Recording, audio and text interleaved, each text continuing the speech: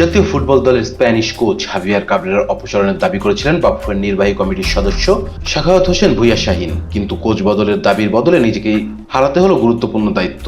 জাতীয় দল কমিটির সদস্য পদ থেকে তাকে অব্যাহতি দিয়েছে বাফুফে। শুক্রবার বাফুফের সভাপতি ও জাতীয় দল কমিটির চেয়ারম্যান তাবিথ আওয়ালের স্বাক্ষরিত চিঠি পেয়েছেন তিনি। চিঠিতে সরাসরি কোনো কারণ দেখায়নি। বাফুফের চাওয়া তিনি নির্বাহী কমিটির সদস্য হিসেবে ফুটবলের উন্নয়নে ভূমিকা রাখবেন, তবে জাতীয় দলের কমিটি হিসেবে থাকছেন না। গত 14 জুন এক সংবাদ সম্মেলনে স্পষ্টভাবে পদত্যাগ দাবি করেন তিনি। এরপর থেকেই শুরু হয় গুঞ্জন, তিনি কি হেড অফ কন্ট্রাক্ট ভেঙেছেন। বিষয়টি বাফুফের ভেতরে বিতর্কের পরিবেশ সৃষ্টি করে।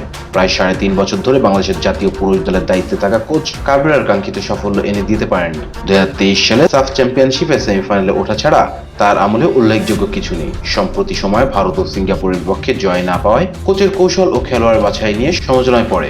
বিশেষ করে হামজা চৌধুরী ও শামিদ সুমের মতো ফুটবলারদের যুক্ত করেও প্রত্যাশিত পারফরম্যান্স না পাওয়ায় ক্ষোভ বেড়েছে ফুটবল অঙ্গনে।